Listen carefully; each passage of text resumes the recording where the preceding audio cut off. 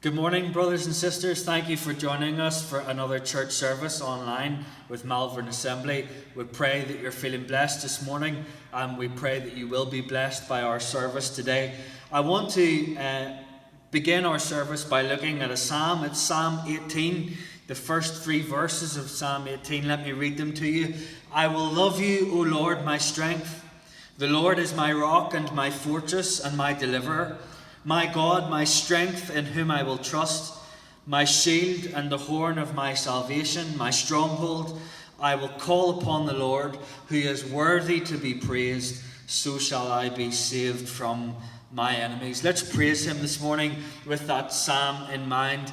We love him. We thank him for who he is, for what he's done for us. But let's worship him today, for he is worthy to be praised. So let's worship him in spirit and in truth. I want to just pray, and then we'll begin our time of praise and worship. Father, we thank you, Lord, for your presence here today. Even, Lord, if we're at home in our own household, we may not be able to meet together, but we thank you, Lord. We have come here today because we want to worship you, because you are worthy to be praised. And secondly, we are here today because we want to hear from your heart. We want to hear from your word. We want to be spoken to, Lord. And so, Lord, come and minister to our hearts today. In Jesus' precious name. Amen. Amen. We're going to be sharing communion together after worship, but let's worship this morning together. God bless you.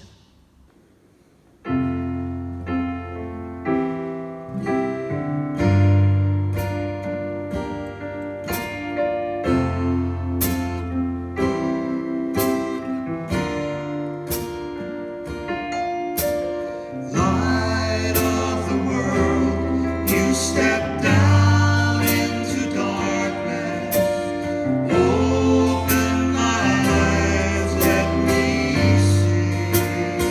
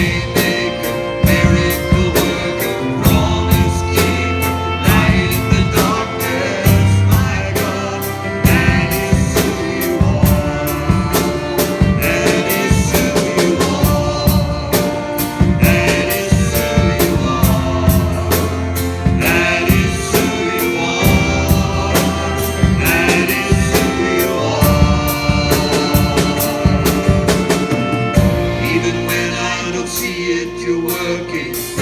Even when I don't feel it, you're working. You never stop, you never stop working. You never stop, you never stop working. Even when I don't see it, you're working. Even when I don't feel it, you're working. You never stop, you never stop working. You never stop, you never stop working. Waymaker, miracle worker, promise keeper, light in the darkness. My God, that is who you are. Waymaker, miracle worker, promise keeper, light in the darkness. My God, that is who you are.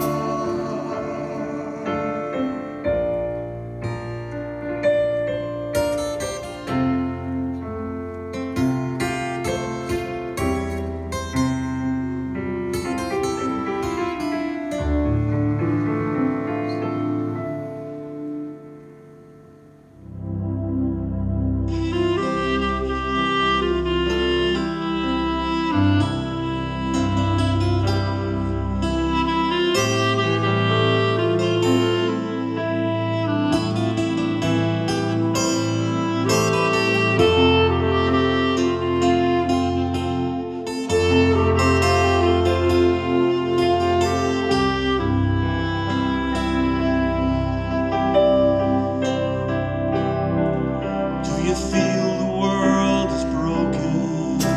We do. Do you feel the shadows deepen? We do. But do you know that all the dark won't stop the light from getting through? We do. Do you wish that you could see it all made new? We do.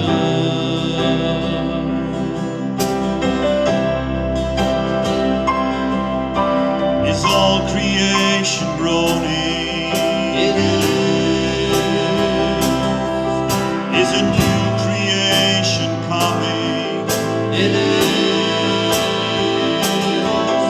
Is the glory of the Lord to be the light within our midst? It is. Is it good that we remind ourselves of this? It is.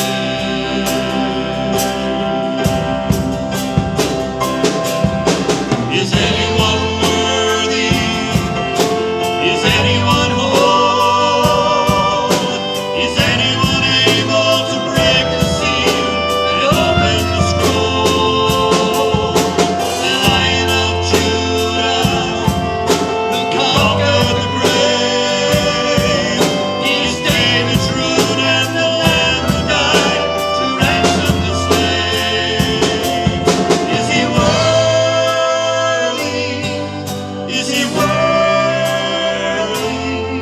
of all blessing and honor and glory? Is he worthy of this?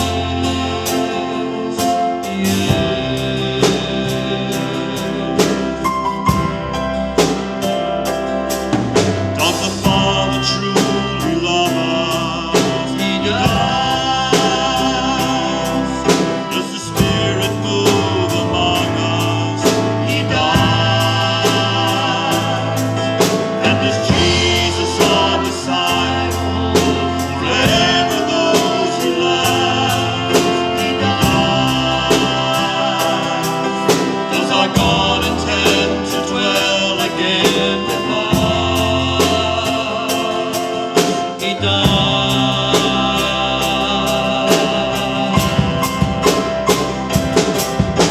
Is anyone worthy?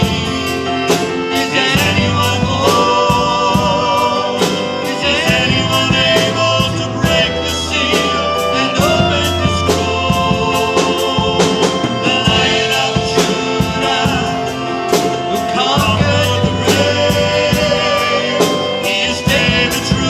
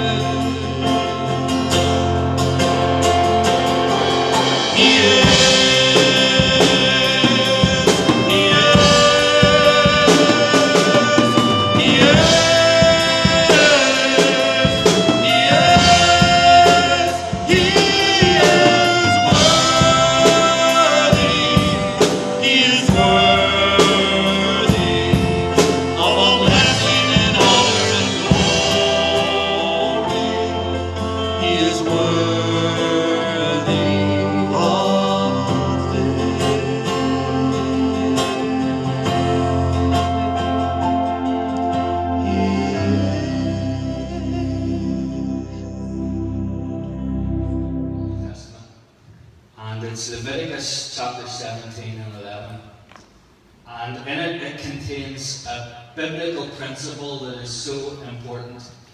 And I'm going to read it to you today, but I'm actually going to paraphrase it ever so slightly just so that we understand what is happening here. God is giving the instruction to his people, the people of Israel, about the sacrifice that needs to be made for a payment for sin. And in the middle of his summary, talking about blood that needed to be shed, he says these words. He says, "For the life of the flesh is in the blood." In other words, life itself finds its substance in blood. It's the blood that brings life. And then he takes it a little bit further and he says these words, and these are so profound.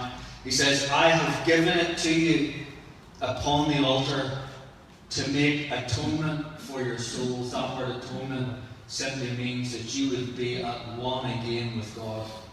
"So I have given it to you upon the altar, for it is the blood that makes atonement for the soul." It is the blood that brings you back into the place where you are at one again with God, as you should be. It is the blood and the blood alone that makes atonement for your souls. And so we look at this in Leviticus and we see that it's in the middle of the law, the middle of commands that are given by God. That if you fulfill the law, then even when in these moments when you do not fulfill the law, then you must come and you must make a sacrifice of blood for the sin that you have committed, and it will cover the sin that you have committed, and you will walk free. However, the problem with the law was they walked in freedom for a while until they committed the same sins again, and then they had to come, and another sacrifice had to be made for that sin, and another sacrifice had to be made, and another sacrifice had to be made, and all the while he has given it to you upon a literal altar. And yet we look at it in the New Testament as we come around God's table this morning, and we see, as we take of the wine and of the bread that represents his blood and his body, we see again that Leviticus 17:11 has been made a for once and for all sacrifice. "I have given it to you, not upon the altar to make atonement for your souls, but I have given it to you upon the cross to make atonement for your souls." And so therefore, as you turn then to Hebrews chapter 9 in the New Testament, verse 24, it says, "For Christ has not entered the holy places made with hands, which are copies of the true, but he has entered into heaven itself, now to appear in the presence of God for us." Even when we feel like we are not in the presence of God, or when we are at our weakest and we're not in the presence of God, we have someone who enters into the presence of God for us.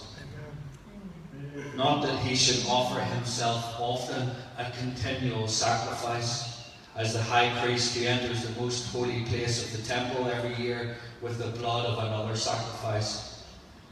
It would then be the case that he would have to suffer often since the foundation of the world, or Christ would have to suffer continually. But now, once at the end of the ages, he has appeared to put away sin by the sacrifice of himself. "I have given it to you upon the cross, for it is the blood that makes atonement for your soul." And as it is appointed for men to die once, after this the judgment, so Christ was offered once and for all to bear the sins of many. Who are the many? Yes. We are the many. And so we come today knowing, as we take of the blood and as we take of the bread first and then the blood and then the wine, we thank Jesus this morning that he has made a once and for all sacrifice. This is not his body. This merely represents his body, because his body was only broken once for us. And so we take and we thank you this morning, Jesus, for your body that was broken for us. Thank you, Lord. Thank you. And likewise we take the cup. Jesus, I thank you for your blood that was shed, a final sacrifice for many. I thank you, God, from the bottom of my heart today. And we thank you from the bottom of our hearts Lord, you have seen it fit in your grace and your mercy that we would be some of the many. Amen. We thank you for your blood today. Blessed be you. Praise you for you have made atonement for us, that we can be at one with God because of your sacrifice. Not through our works, but through your grace. We worship you today. Amen, Lord. Praise your name.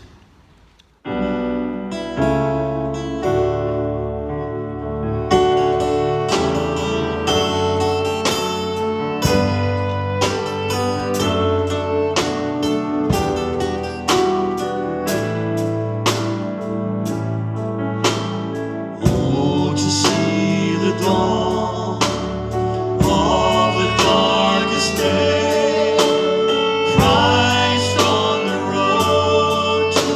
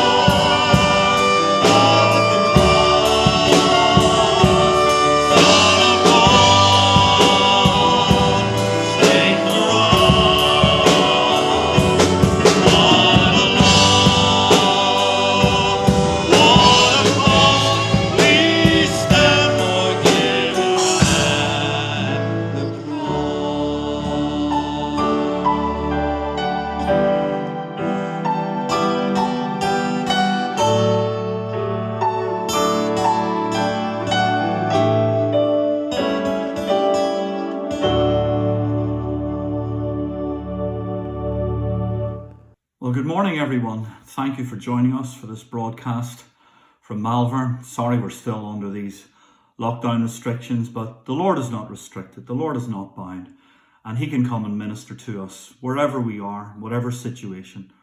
And I just pray that as we gather before Him today, that we will know His presence, that we will know the comfort and the exhortation of His word that builds us up, that refreshes us, that comes like a balm to our souls.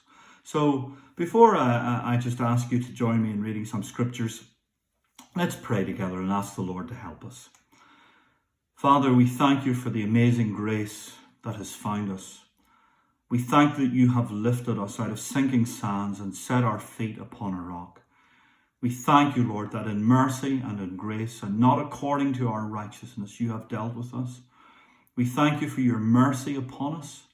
And we thank you, Lord, that wherever we are this day, you come. You not only came from heaven 2,000 years ago, but by your Spirit, you come to us today and you speak into our hearts, words of life. As Peter said to you, Lord, to whom else can we go? Only you have the words of eternal life. And so, Lord, we ask you now that your name would be blessed and honoured. We ask you that our eyes may be opened, our ears unstopped, Lord, that our hearts may be touched. We thank you for the cleansing power of your word. You said to your disciples, you are clean through the word that I have spoken unto you. And so, Lord, speak unto us today. Let us hear your voice. Let your great name be glorified. And for those, Lord, who need your touch at this moment, we bring them to you. We lift them up before you in faith. And we say, those, Lord, who you love are sick. And we ask you to have mercy upon them and send your word and heal them. And let the grace of God flow into their hearts. In the wonderful name of Jesus we pray. Amen. Now we've just broken bread together on this Sunday morning. And you know what we do? We take some bread, just a little portion of bread, and we take just a little sip of wine that represent his body and his blood that was poured out for us. But I was thinking lately that the setting for that, the first time it happened, the Lord's Supper, was actually part of a meal. They had broken bread together. They had partaken of the Passover meal. And I began to think about people who Jesus shared meals with, and what they sort of spoke to me of. So I'd like to share that with you this morning. And the first passage of scripture that I was drawn to is found in Luke's Gospel, chapter 5, verse 27. I had been reading a passage of scripture that I think I've spoken more from than maybe any other passage in the Bible, and that's Luke 15.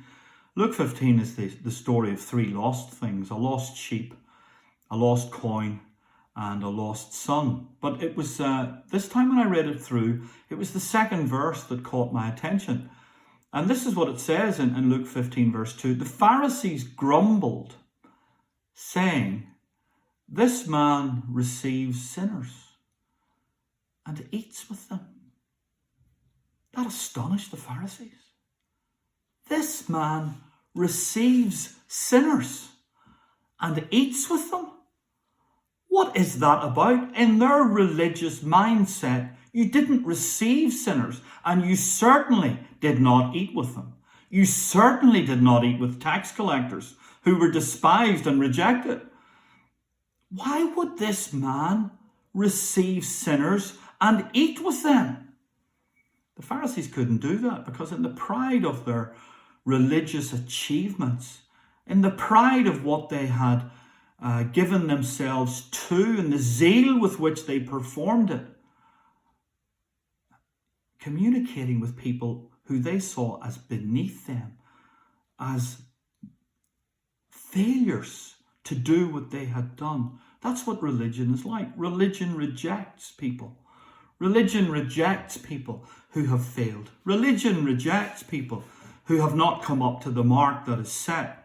And it rejects them in anger. It rejects them without compassion. And these men are amazed at Jesus because the people they rejected were the people he received. because he himself was despised and rejected of men, a man of sorrows and acquainted with grief. Jesus Christ loves people. He loves you and he loves me. And aren't we glad? Aren't we glad that that is his heart towards us?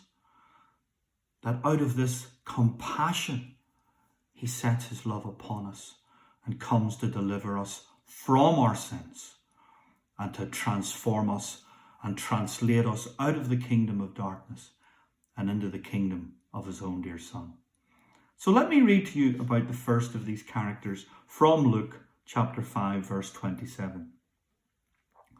Jesus went out and saw a tax collector named Levi sitting at the tax booth. And he said to him, "Follow me." And leaving everything, Levi arose and followed him. And Levi made him a great feast in his house. And there was a large company of tax collectors and others reclining at table with them. And the Pharisees and their scribes grumbled at his disciples, saying, "Why do you eat with tax collectors and sinners?"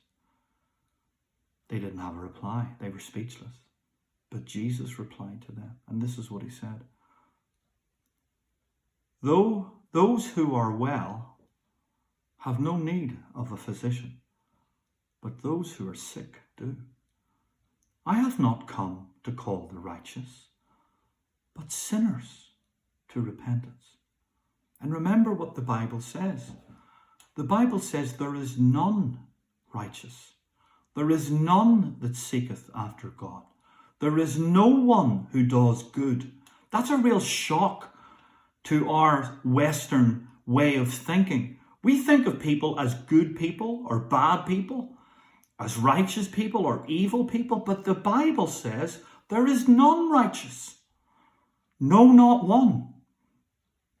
And the amazing, the wonderful thing about it is that this God who sees that we are really sick and that we really need a physician comes to heal us, comes to touch us, and comes, as we've said so often before, to give us his righteousness and take away our sins. He loves people. He loves you and me. And his love for us is not based on our popularity. Matthew would not have been a popular person because he was a tax collector. But God does not accept us depending on how many friends we have. He does not accept us because we have some achievements, you know. He doesn't say to us, "Come and bring your CV and let me check out what you have achieved, your academic achievement, what degrees you have, what sporting achievements, what business achievements, what other achievements you have." He doesn't do that. You know, there are people, including friends of mine, who have been awarded on the honours list MBEs. They have been invited to Buckingham Palace to meet the Queen and to receive for her. But of course, that reception at Buckingham Palace is based upon what they have achieved. So if I today or you today decided, you know, I'd like to go and have a meal with the Queen, it could not happen. Because those people, and they deserve it, by the way, all of them deserve recognition for what they've done. Tremendous, tremendous. But all of them are there at the palace because of their achievements. God says to you today, I know you're sick. I know you haven't achieved what my standard is. But I invite you to share a meal with me, to come before you on the basis of my extended grace to you, and to come and share with me. It's not based on any of our achievement. It's based on his achievement. And we really do need to keep that in mind, because if we don't, we begin to think, I haven't done very well. God doesn't love me. How could he love me? And it's all me, me, me, me, me. And the truth is that the gospel is all him, him, him, him, him. His grace, his mercy, his love. And it extends to this man called Matthew. And Matthew had come to realize It was not me who chose Jesus. It was he who chose me. And it's the same with us. Jesus said to his disciples, you have not chosen me. I have chosen you. And it's the same with us. It wasn't us. It wasn't us who devised salvation's plan. It wasn't us who brought it down to man. It wasn't us who spanned the mighty gulf. It was God who did it. He did it at Calvary. He did it freely. He did it willingly. He did it lovingly. And that is his heart. And that was his heart towards Matthew. And Matthew, he left everything and followed him. He left the comfort of his little booth. He left his wallet that I'm sure was fat with £20 notes, if I could put it like that. He was self-sufficient. He had the protection of Rome. Now he was going to follow a man who would say to them, don't take any money with you. Don't take any purse with you. Your protection will be me. And still Matthew left everything. He left the comfort of the booth. He left the protection of Rome. He left the self-sufficiency. And he threw himself into the arms of someone who Matthew would find out it didn't matter if Matthew had no purse. This man could turn water into wine. This man could take a boy's lunch and feed a multitude. This man, even in the middle of a storm, could stand up in a boat and tell the storm to be still. There was no greater protection than the protection Jesus offered. And he found in him a man who knew what it was like to be despised and rejected of men, to be a man of sorrows, and to be acquainted with grief. Jesus knows where we are. He knows what we've experienced. He knows the darkness and the pain and the loneliness and all those things that come our way.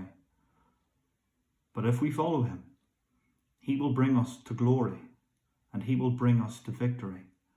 And so Jesus ate in the house with Matthew and a great company. Matthew put on a great feast for him.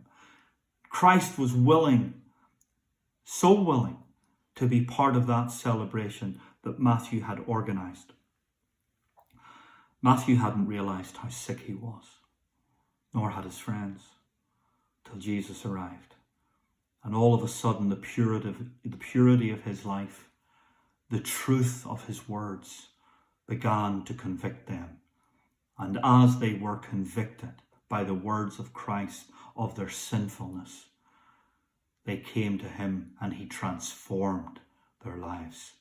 Matthew never went back to the booth. He never went back to tax collecting. He wrote this gospel, the first one in the New Testament. Christ had transformed him. Christ transforms lives. And that's why he ate with Matthew that day, because he had called him and Matthew was willing to give up everything and respond to that calling. Jesus saw how sick they were.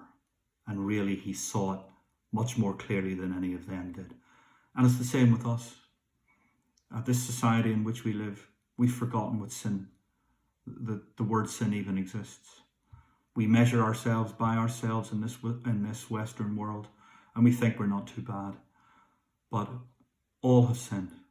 All have sinned and come short of the glory of God. And we cannot enter heaven if we do not have the glory of God, because that is a place of God's glory. But we can be given the glory of God. We are changed, said the Apostle Paul, from glory into glory, even as by the Spirit of the living God. But Jesus had come to Matthew because Jesus, as Paul wrote about it in 1 Timothy 2:4, God wants all men to be saved and to come to the knowledge of the truth. He wants all men to be saved. All men are lost, and we sometimes have no idea how lost we are. Look at our attitudes. Look at how this world is changing, especially this Western world. Look at our attitudes to abortion now. And, the cry is, and I understand this, the cry is people say any woman who has been raped has the right to an abortion, to have that fetus aborted. I understand that.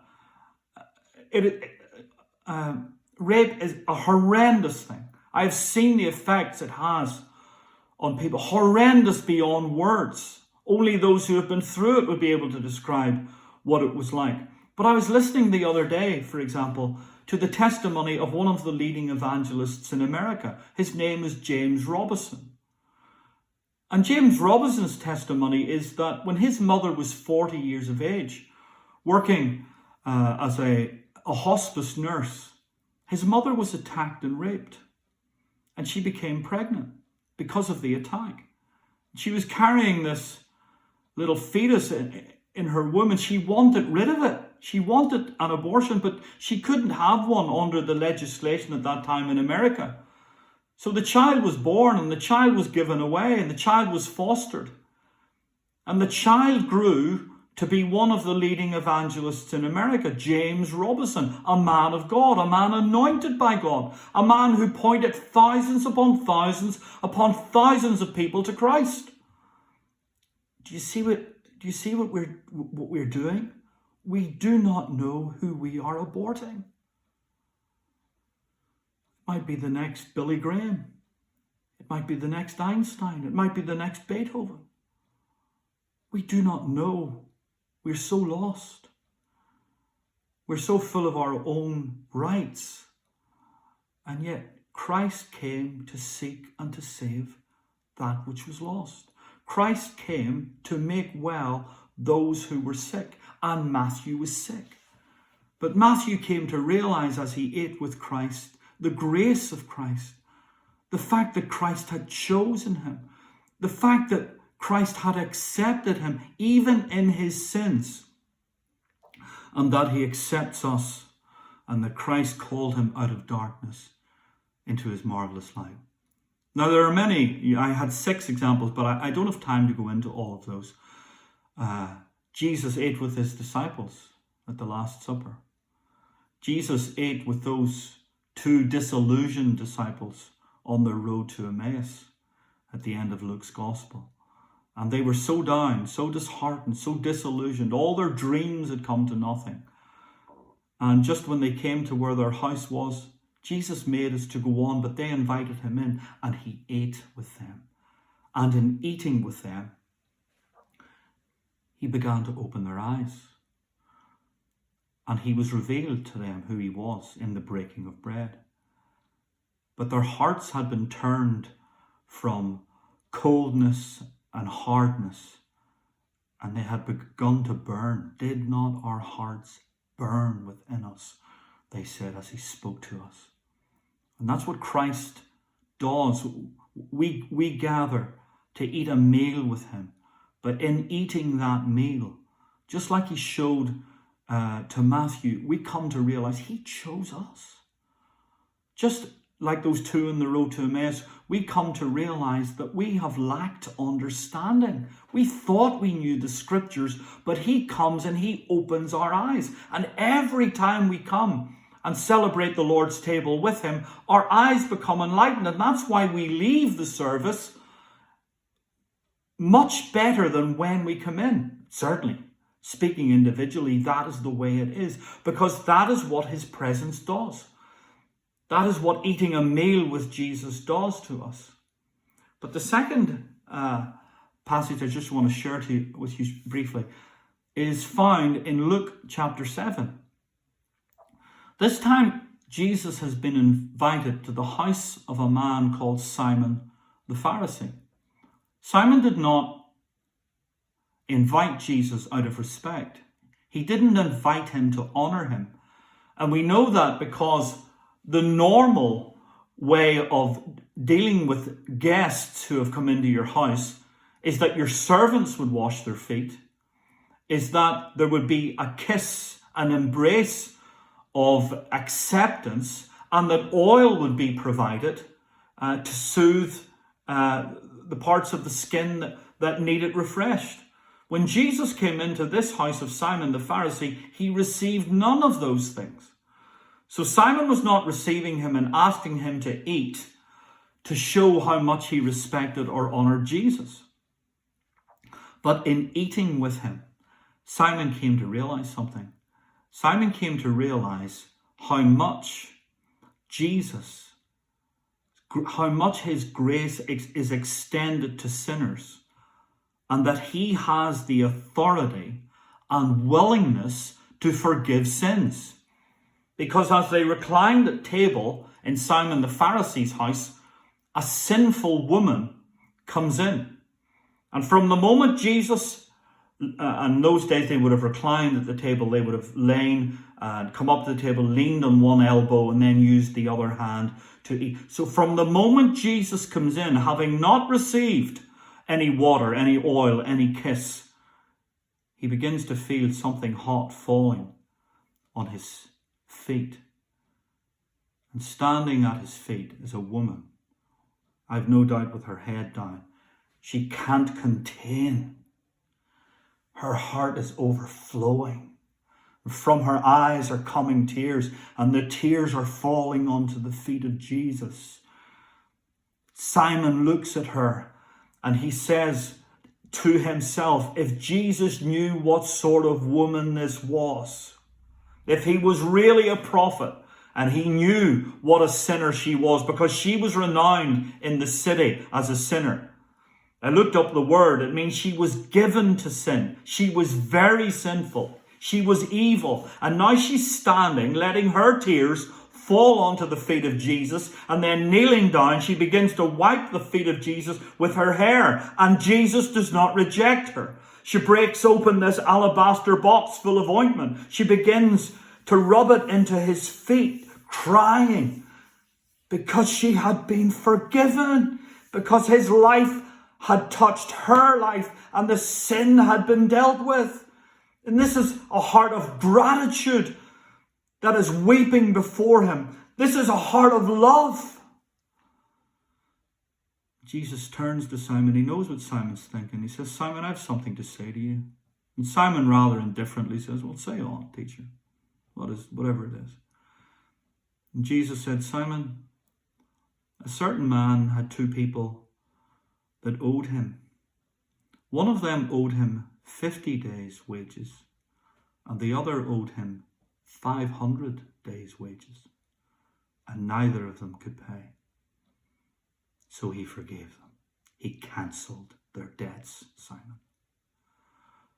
Which of the two will love him most? And Simon, shrugging his shoulders, I have no doubt, says, I suppose the one who he forgave most. And Jesus says, you're right, Simon. Do you know why she loves me like she does? Because she has been forgiven much. If we feel we have only been forgiven a little, we love a little. But to the man or the woman who realizes that before God we were dreadfully sinful, all of us, if we stand before God and we think about the sins of others, we're just like the Pharisee who went up to the temple to pray, and his prayer was, I thank you, I'm not like him. And the other man was a sinner beating upon his chest, saying, Lord, be merciful to me. He went away forgiven. The Pharisee didn't. Jesus said, oh Simon, her sins, which were many, are now forgiven, for I have the authority to forgive her sins. And if I forgive them, Simon, they are forgiven. They are wiped out. There is no longer any record of what she has done. You will retain her sins in your mind. Every time you see her, you will remember what she used to be. But I am telling her that her sins, which were many, are now all forgiven. And he said to the woman, go in peace. Your faith has saved you. Peace. Wow. Go in peace. Is peace not one of the central desires in our heart? You know what the Bible says about those of us who have been reconciled to God? We have peace with God. Peace with God through our Lord Jesus Christ. And she came in a sinful woman, but her heart had been touched. by Jesus. If you like, you can do a little research into the people who Jesus ate with. He ate with Zacchaeus. He called him out of the tree. Zacchaeus couldn't believe it as he's hiding up there. I imagine in my mind Jesus walking along the road. Zacchaeus is watching him. And Zacchaeus sees Jesus' eyes come from the crowds that are around him. And slowly his eyes begin to lift. And as he lifts, the eyes of Jesus are looking at Zacchaeus. Jesus saw Zacchaeus long before Zacchaeus saw him. And Jesus says, Zacchaeus, and he was a chief tax collector and very rich. Jesus said, Zacchaeus, I want to have a meal with you. Come out of your hiding. Come down. I'm going to your house.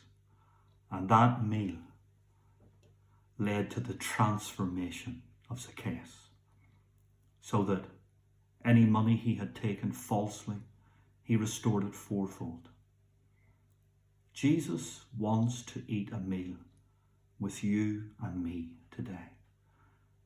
If we will do that, he will transform us.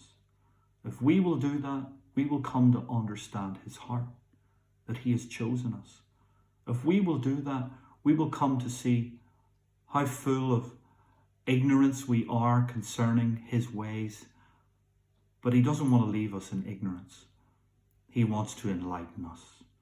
I pray that you and I may find daily opportunities to come before Christ and share a meal with him. God bless you, saints. In the name of Jesus. Amen.